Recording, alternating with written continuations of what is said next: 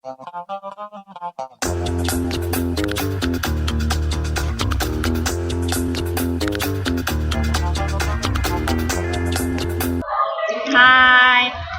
saya Anci dan Caca.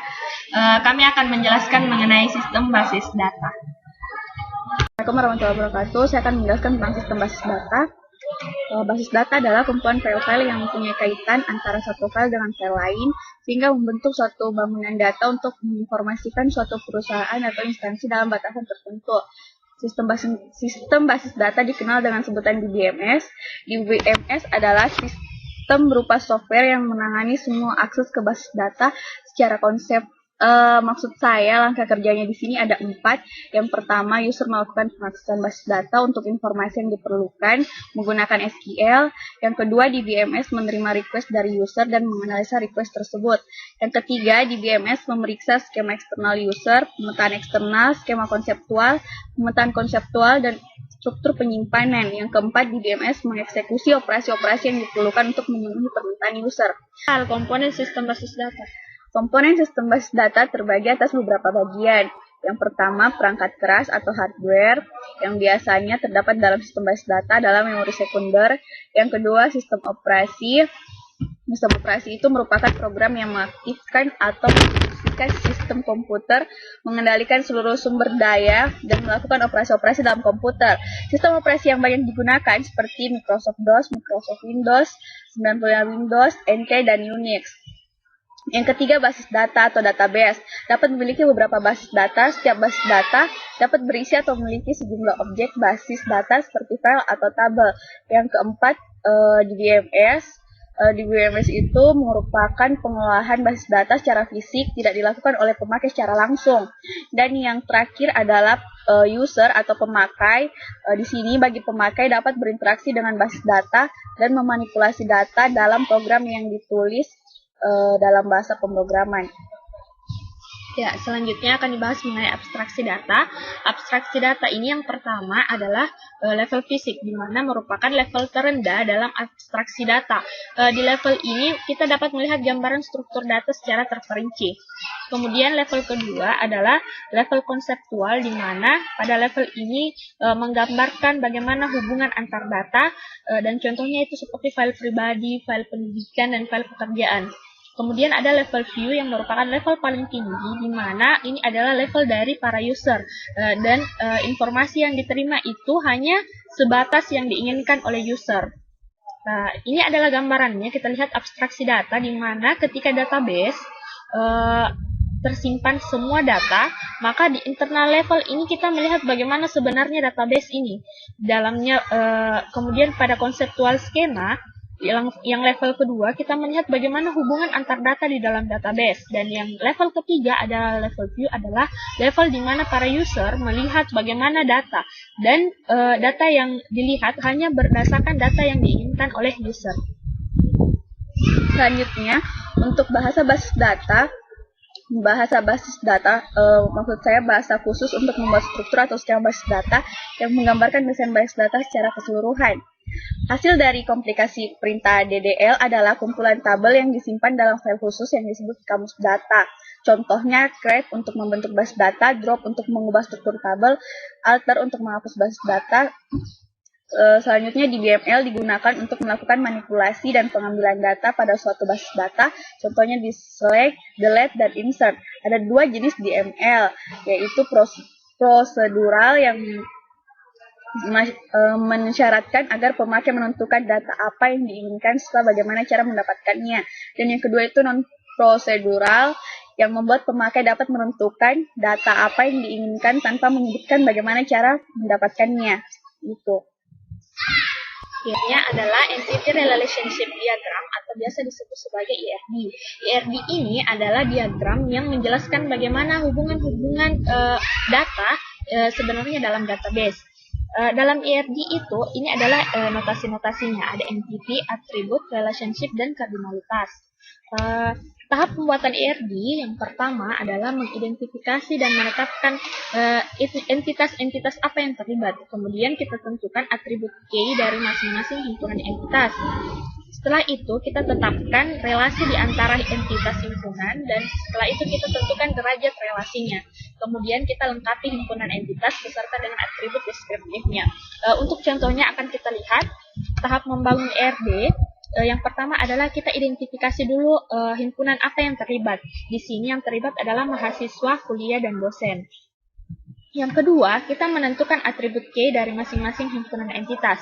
Untuk mahasiswa, entitasnya adalah NIM, kemudian kuliah entitasnya adalah kode NK, dan dosen entitas atribut K-nya adalah NIK. Kemudian kita identifikasi relasi di antara para entitas. Nah, untuk mahasiswa dan kuliah, hubungannya adalah mempelajari. Kemudian antara dosen dan mengajar itu hubungannya adalah mengajar. Yang keempat, kita tentukan derajat relasi untuk setiap himpunan relasi. Nah, untuk mahasiswa dan kuliah, kemudian mahasiswa mempelajari kuliah, dan kuliah mengajar, itu dia punya derajat relasi adalah N. Kemudian dari dosen ke mengajar, dia punya relasi 1. Setelah itu kita lengkapi himpunan entitas beserta dengan atribut deskriptifnya. Seperti mahasiswa punya atribut deskriptif itu nama mahasiswa dan tanggal lahir. Kemudian kuliah punya SKS dan nama mata kuliah. Dosen punya nama dosen dan alamat dosen. Selanjutnya tentang mapping. Mapping adalah pemrosesan data grafis berdasarkan nilai informasi yang kita buat sehingga dapat ditampilkan di map berupa database atau statistik tempat dari database. Pada intinya, mapping tersebut digunakan untuk script database di map. Biasanya digunakan pada aplikasi Google Map dan GIS dalam pembuatan peta geografis. Seperti itu. Kemudian akan saya jelaskan mengenai normalisasi basis data. Normalisasi ini berasal dari EF Code yang merupakan perintis teknologi basis data. Basis data ini tujuan dari normalisasinya adalah untuk menghilangkan apabila ada data yang rangkap, kemudian kompleksitas dari data lebih dikurangi, dan ketika data ingin dimodifikasi itu lebih mudah. Beberapa tahap normalisasi tahap pertama yang biasa disebut sebagai 1NF digunakan pada tabel yang sama sekali belum ternormalisasi. Bagaimana contohnya akan kita lihat seperti ini. Kita lihat contohnya, ini adalah contoh tabel yang belum ternormalisasi karena setiap tabel ini masih ada yang kosong. Sementara untuk 1NF itu harus terisi secara keseluruhan. Karena itu kita akan menormalisasi ini dengan cara seperti ini. Kita bisa lihat bahwa semua tabel telah terisi.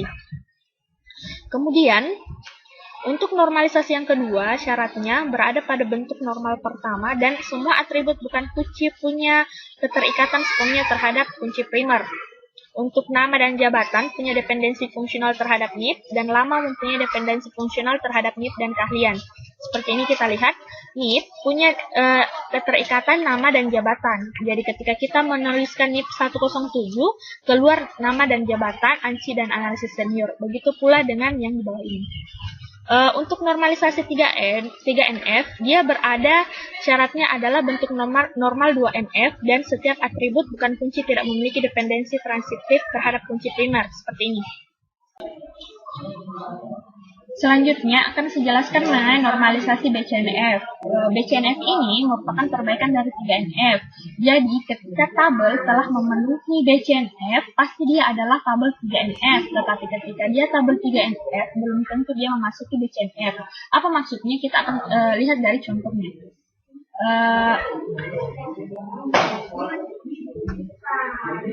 Ini adalah contohnya, tabel ini telah masuk dalam tabel 3NF. Nah, kita lihat, akan tetapi dia tidak memasuki BCNF. Kenapa? Karena ternyata ada yang merupakan kunci, tapi dia terdiri dari dua, seperti bahasa Prancis di sini, bahasa Inggris di sini ditutori oleh Richard, akan tetapi di sini bahasa Inggris ditutori oleh Susan. Jadi ini tidak bisa masuk BCNF. Sehingga untuk menentukan dia BCNF, pertama kita harus cari semua penentu, dan bila terdapat penentu yang bukan kunci, maka harus dipisahkan dan buat penentu sebagai kunci primer. Nah, caranya itu adalah antara Richard dan Susan kita harus menghapus salah satunya. Susan, kita akan menghapus Susan, maka filsa dan bahasa Inggris akan terhapus. Kemudian kita tentukan dekomposisi ST dan TK, yaitu siswa tutor dan tutor kursus. Nah, maka tadi siswanya tinggal Anci, Rini, dan Caca. Dari siswa ini Anci, jika dia Anci pasti ditutori oleh Pierre, dan bila dia Rini maka ditutori oleh Richard, dan Caca ditutori oleh Pierre. Dan apabila tutornya Pierre maka jelas dia kursus bahasa Prancis. Begitu pula selanjutnya. Ketika dia Richard maka jelas dia kursus bahasa Inggris. Itulah tadi yang telah kami jelaskan tentang sistem basis data. Sampai ketemu di tugas-tugas selanjutnya. Dadah!